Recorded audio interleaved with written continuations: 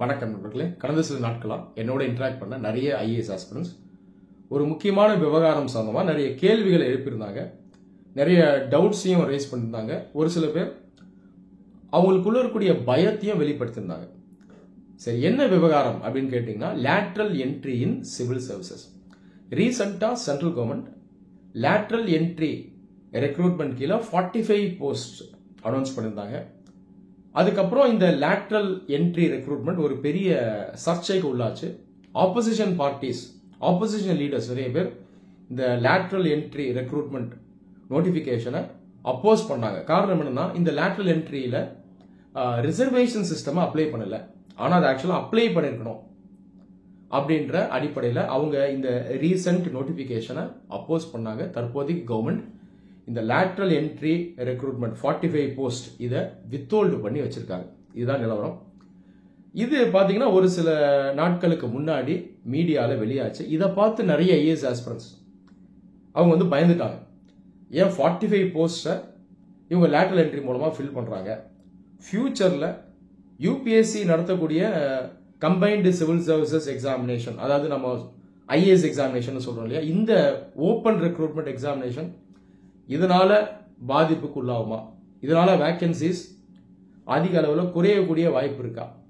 So இந்த பயம் பார்த்தீங்கன்னா நிறைய ஸ்டூடெண்ட்ஸ்க்கு இப்போ வந்திருக்கு. சரி, இந்த வீடியோவில் நான் இதற்கான பதிலை சொல்லிடுறேன். தயவுசெய்து வீடியோவை ஃபுல்லாக லிசன் பண்ணுங்க. முதல்ல இந்த லேட்ரல் என்ட்ரி ரெக்ரூட்மெண்ட் சம்பந்தமாவோ இந்த சர்ச்சை சம்பந்தமாவோ நீங்கள் பயப்பட வேண்டிய அவசியம் கிடையாது. இதுக்கும் உங்களுடைய ப்ரிப்பரேஷனுக்கும் எந்த விதமான சம்பந்தமும் இல்லை. அதனால இதை பற்றி நீங்கள் ஒரி பண்ண வேண்டாம். சரி, ஒரி பண்ண வேணாம்னு சொல்றீங்க, ஆனால் இந்த விவகாரம் நியூஸில் வருது, நிறைய பேர் பேசுகிறாங்க, எப்படி நாங்கள் ஒரி பண்ணாமல் இருக்கிறது? சரி, இதற்கான ப்ராப்பரான எக்ஸ்பிளனேஷனை நான் இப்போ தரேன். உங்களுக்கு எல்லாமே இப்போ பெட்டராக புரியும். சரி, லேட்ரல் என்ட்ரி கான்செப்ட் இதை நான் முதல்ல சொல்லிடுறேன். லேட்ரல் என்ட்ரி கான்செப்ட் என்னன்னு பார்த்தீங்கன்னா, அரசாங்கம் இருக்கு இல்லையா, கவர்மெண்ட் இருக்கு இல்லையா, இந்த கவர்மெண்ட்டுக்குள்ள இருக்கக்கூடிய சிவில் சர்வீசஸ், குடிமை பணி, இந்த சிவில் சர்வீசஸ்க்குள்ள நம்ம வழக்கமா எப்படி ரெக்ரூட் பண்ணுவோம்? ஒரு காம்படிட்டிவ் எக்ஸாமினேஷனை வச்சு ரெக்ரூட் பண்ணுவோம் இல்லையா? இப்போ யூபிஎஸ்சி வருடம் கம்பைன்டு சிவில் சர்வீசஸ் எக்ஸாமினேஷன் நடத்துறாங்க. அதுக்குள்ளதான் ஐஏஎஸ், ஐபிஎஸ், ஐஎஃப்எஸ், ஐஆர்எஸ் மாதிரி போஸ்ட்கான ரெக்ரூட்மெண்ட் நடக்குது. Based on merit open competitive examination இதை நடத்துவாங்க. இதுல ரிசர்வேஷன் சிஸ்டம் அப்ளை ஆகும். ஃபைனல் ரேங்க் லிஸ்ட் வரும். அந்த அடிப்படையில் இந்த போஸ்ட் அலோகேட் ஆகும் இல்லையா? இதை பத்தி உங்களுக்கே ஒரு நல்ல ஐடியா இருக்கும், நான் சொல்ல வேண்டிய அவசியம் இல்லை. இந்த open merit based competitive system தாண்டி நம்ம பிரைவேட் செக்டர்ல இருந்து டைரக்டா சில ஆட்களை சிவில் சர்வீசஸ்க்குள்ள எடுக்கலாம். இதுதான் இந்த லேட்ரல் என்ட்ரி சிஸ்டம். இந்த லேட்ரல் என்ட்ரி சிஸ்டம் இந்தியாவில் மட்டும்தான் இருக்கான்னு கேட்டீங்கன்னா அப்படி கிடையாது. பல ஆண்டுகளா நிறைய நாடுகள்ல இருக்கு. சொல்லப்போனா அமெரிக்காவில் கிட்டத்தட்ட ஒரு 200 வருஷமா லேட்ரல் என்ட்ரி சிஸ்டம் இருக்கு. இந்தியாவுடைய அண்டை நாடான பாகிஸ்தான்லயும் அந்த சிஸ்டம் ரொம்ப காலமா இருக்கு. ஆனா ரீசெண்டா இந்தியாவில் இந்த லேட்ரல் என்ட்ரி சிஸ்டம் மூலமா நிறைய போஸ்டுக்காக ஆட்களை கவர்மெண்ட்டுக்குள்ள எடுக்கிறாங்க. இந்தியாவிலே நீங்க பாத்தீங்கன்னா இது ஒரு ரீசெண்ட் கான்செப்டும் கிடையாது. பல ஆண்டுகளுக்கு முன்னாடியே ஒரு சில ஸ்பெசிபிக் போஸ்ட்க்கு லேட்ரல் என்ட்ரி மூலமா தான் ரெக்ரூட்மெண்ட் நடந்துட்டு வந்துட்டு இருக்கு. உதாரணத்துக்கு, இதுக்கு முன்னாடி இந்தியாவில் பிரைம் மினிஸ்டர் டாக்டர் மன்மோகன் சிங், இவரே பார்த்தீங்கன்னா லேட்ரல் என்ட்ரி மூலமாக தான் உள்ள வந்தார். அது இல்லாமல் நிறைய எக்கனாமிஸ்ட், மான்டேக் சிங், அலுவாலியா, ரங்கராஜன், இந்த மாதிரி நிறைய பேர் லேட்ரல் என்ட்ரி மூலமாக தான் இந்த கவர்மெண்ட் அப்பாரட்டஸ்குள்ள வந்தாங்க.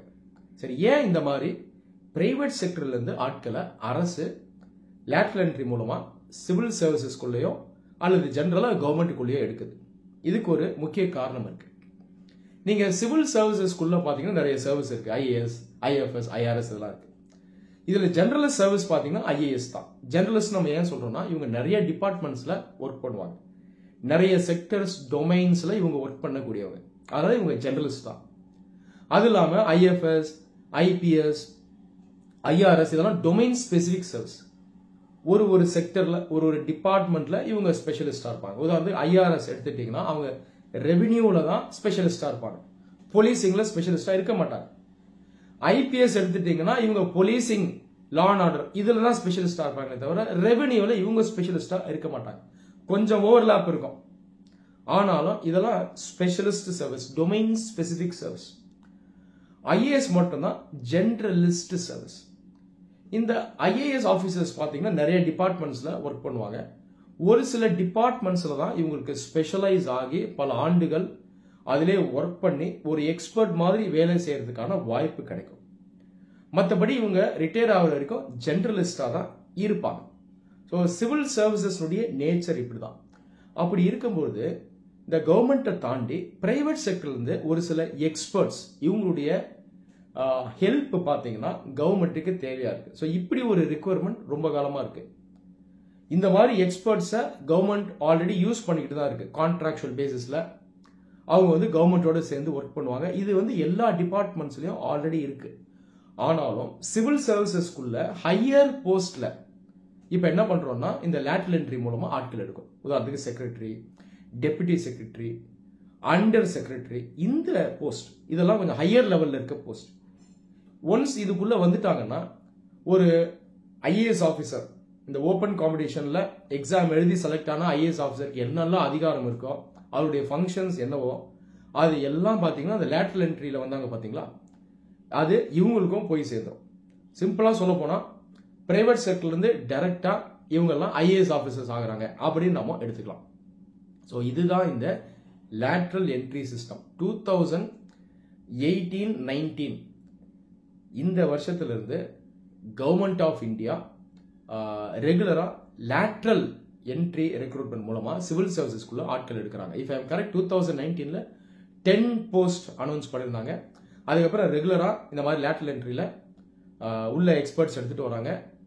இப்போ ரீசெண்டா வந்திருக்கிற அனௌன்ஸ்மெண்ட் பார்த்தீங்கன்னா அது பல்க் நம்பர்ஸ் 45 போஸ்ட்டுக்கு அனௌன்ஸ் பண்ணியிருக்காங்க. ஸோ இப்படி பார்க்கும்போது பல்க் நம்பர் இது வரைக்குமே லேட்டரல் என்ட்ரி மூலமா வந்து இன்னும் சர்வீஸ்ல இருக்கவங்க ஒரு 60 பேர் ரஃபா சொல்றாங்க. ஆனா இந்த லேட்டஸ்ட் நோட்டிபிகேஷன் படி 45 பேர் எடுக்கிறாங்க. ரைட்டுங்களா?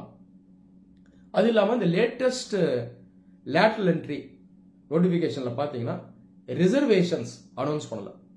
நீங்க கவர்மெண்ட் ரூல்ஸ் படி இந்த சிவில் சர்வீசஸ் ரூல்ஸ் படி பாத்தீங்கன்னா குறைஞ்சபட்சம் ஒரு 45 நாட்களுக்கு மேல அரசாங்கத்துக்குள்ள வேலை செய்யறவங்களுக்கு பாத்தீங்கன்னா ரிசர்வேஷன் சிஸ்டம் அப்ளை ஆகும். இதுதான் ரூல். ஆனா இந்த லேட்டரல் என்ட்ரியில இந்த ரூல் சர்க்கம்வென்ட் ஆயிருக்கு. அது எப்படி ஆகுதுன்னு பாத்தீங்கன்னா இந்த வேலைக்கு எடுக்கிற ஆட்களை சிங்கிள் போஸ்ட் மோட்ல எடுக்கிறாங்க. சிங்கிள் போஸ்ட் அப்படின்றது ஒரு போஸ்ட் இருக்கும், அதுக்கு அந்த ஆளை எடுப்பாங்க. அப்போ டெக்னிக்கலா பாத்தீங்கன்னா அதுல ரிசர்வேஷன் அப்ளை ஆகாது. ரைட்டுங்களா? இப்ப இந்த அடிப்படையில ரிசர்வேஷன் அப்ளை ஆகாது அப்படின்னு என்ன பண்றாங்கன்னா கவர்மெண்ட் சொல்றாங்க. ஆனா இன்னொரு பக்கம் பார்த்தோம்னா டிபார்ட்மெண்ட்ஸை வச்சு பார்க்கும்போது ஒரு டிபார்ட்மெண்ட்குள்ள ஒன்றுக்கும் மேற்பட்ட ஆட்களை தான் எடுக்க போறாங்க. அப்படி பார்க்கும்போது ரிசர்வேஷன் சிஸ்டம் அப்ளை ஆகும்.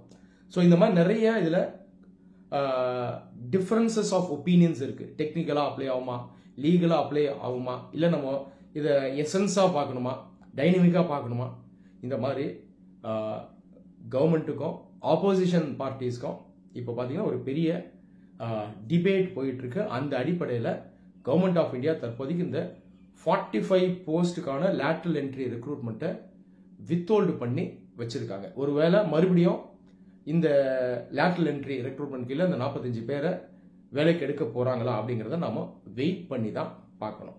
ஸோ லேட்டரல் என்ட்ரி சிஸ்டம் பத்தி நான் பிரீஃபா சொல்லிட்டேன்.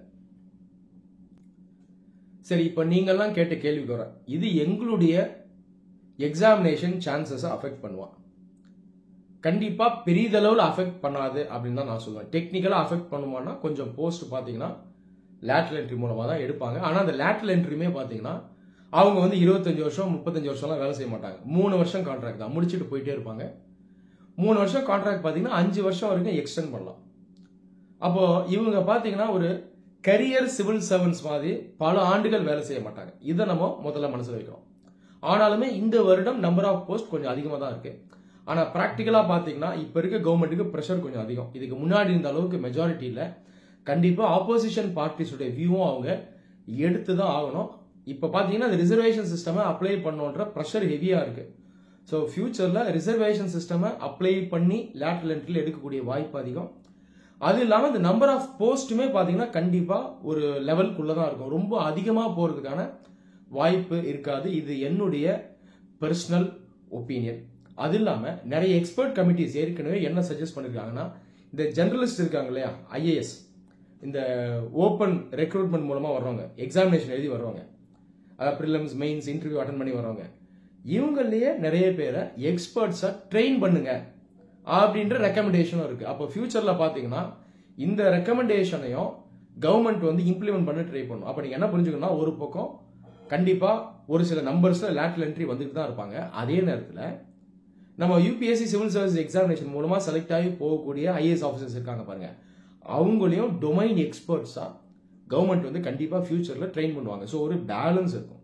அதில் நீங்க பயப்பட வேண்டிய அவசியம் கிடையாது. அதனால இந்த லேட்டரல் என்ட்ரி இஷ்யூவை பத்தி பெருசா யோசிக்காதீங்க.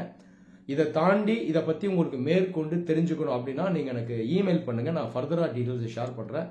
மற்றபடி தயவு செய்து இதை உங்க மைண்ட்ல போட்டுக்காதீங்க. ஏன்னா இது சப்கான்சியஸ் மைண்ட்ல ஓடும்போது நேச்சுரலா இது நம்முடைய படிப்பை பாதிக்கும். அதனால உங்க மேல நம்பிக்கை வச்சு, ரெக்ரூட்மெண்ட் சிஸ்டம் மேல நம்பிக்கை வச்சு நீங்க படிங்க. யூபிஎஸ்சியை ஒரு எனிமியா கன்சிடர் பண்ணாதீங்க. நான் என் ஸ்டூடெண்ட்ஸ்க்கு எப்பயுமே சொல்வேன், டோன்ட் கன்சிடர் யூபிஎஸ்சி ஒரு எனிமி. அது ஒரு சேலஞ்சரா பார்க்காதீங்க, ஃப்ரெண்டா பாருங்க. கண்டிப்பா செலக்ட் ஆயிருவீங்க, இதுக்கு நான் கேரண்டி. ஏன்னா ப்ராக்டிக்கலா நான் ரெகுலரா ஸ்டூடெண்ட்ஸை பார்க்குறேன், நிறைய பேர் ட்ரெயின் பண்றேன், அவங்களுடைய சக்சஸை பார்க்குறேன்.